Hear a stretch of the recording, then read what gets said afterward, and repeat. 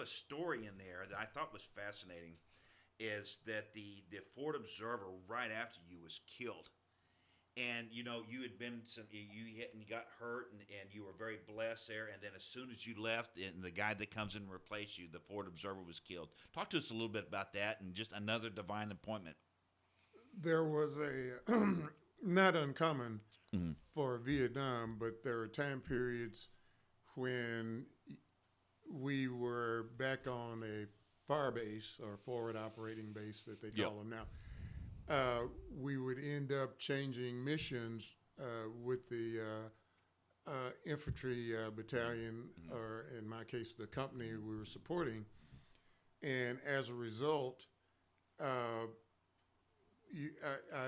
there's one case where I was with Charlie, 1st to the 5th, and I was supposed to be with Bravo 2nd and 5th. Well, I ended up going back out with Charlie, but they ended up switching us around to get us back to where we were supposed to be, the correct assignment. And he and I went through the same fire base, and instead of him going to where I was, he went to another company. Wow. And he was killed. Okay. And I went to a company where I managed to continue on successfully. And I still remember the last time I saw him on the fire base, and I still remember his name.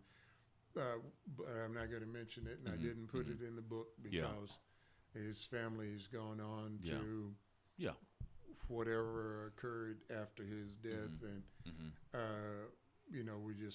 it wouldn't be appropriate to do that. But anyway, he died, I lived, and I have always wondered, even after all of these years, why me? I came back without a scratch.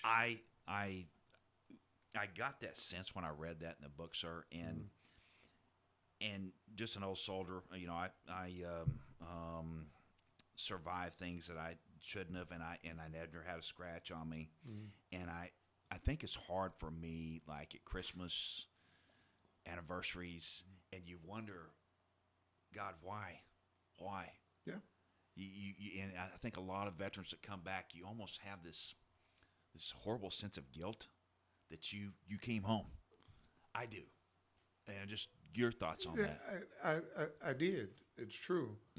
But as the years passed, I talked through it with my wife and my mother-in-law, her mother. And it was her mother-in-law. It was my mother-in-law who told me God had something else for you to do. He did indeed. And so you have to kind of put it behind you and press on. Yeah. Because if you don't, it'll eat you up. Oh, it does. Yeah. It does indeed.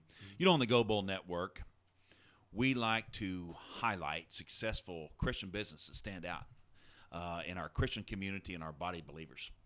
And today, another sponsor we have is Hannah Bass Productions. That's Hannah Bass Productions. Let Hannah Bass Productions take care of all your filming and production and photography needs.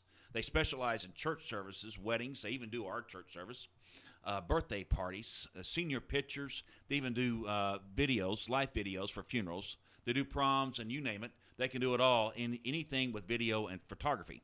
They can also set up your business for success with focus commercials on multiple social media platforms, or build a simple video for your business or your webpage by setting up. They can also set up a video security for your home or business. Contact Caleb Hannabass at 580-583-6092. And that's Caleb Hannabass at 580-583-6092. Or follow them on their webpage at hannahbassproductions.com, or follow them on Facebook at Hannabass Productions. Sir, one of another divine appointment that you had at this time, and I thought it was fascinating. And we all have them, as officers. It was First Sergeant Patrick Jones. And he had your in-depth paperwork, and he had some counseling for you. Talk to us about that divine appointment, because it drastically affected the rest of your life and your career. True. First Sergeant Patrick Jones was the second first sergeant that I went through in Vietnam. I stayed with the same artillery unit, just different infantry units I supported. When I became executive officer or XO of the firing battery, I met First Sergeant Patrick Jones. Now, he wasn't your classic first sergeant. He didn't work back at the rear and then come out to deliver mail. He stayed with us on the fire base. And as I approached the end of my term of service in Vietnam, he asked me, LT, which was the abbreviation for lieutenant, he said, LT, what are you going to do when you get back to the world? As we all aspire to do, get back to the world. He said, well, I told him, I said, I got a wife and a kid.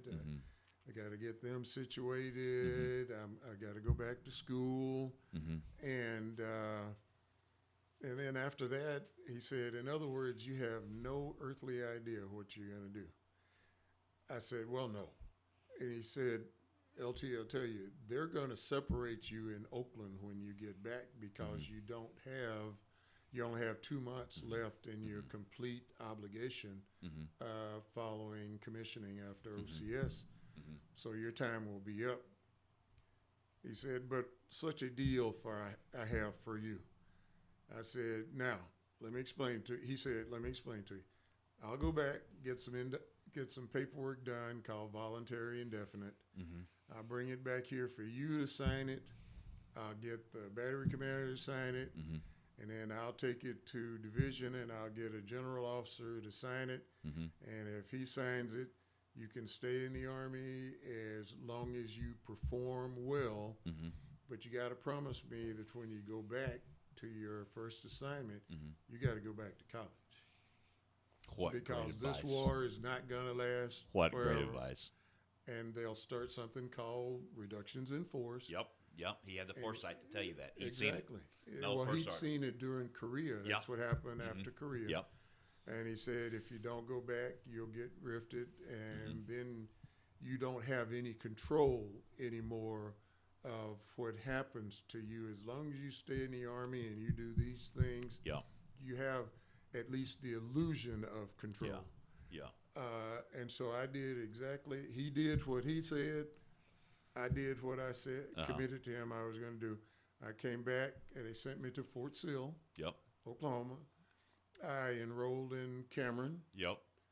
And over the course of several years, it took me 12 years to earn my bachelor's degree, most of it from Cameron University right here at Fort Sill.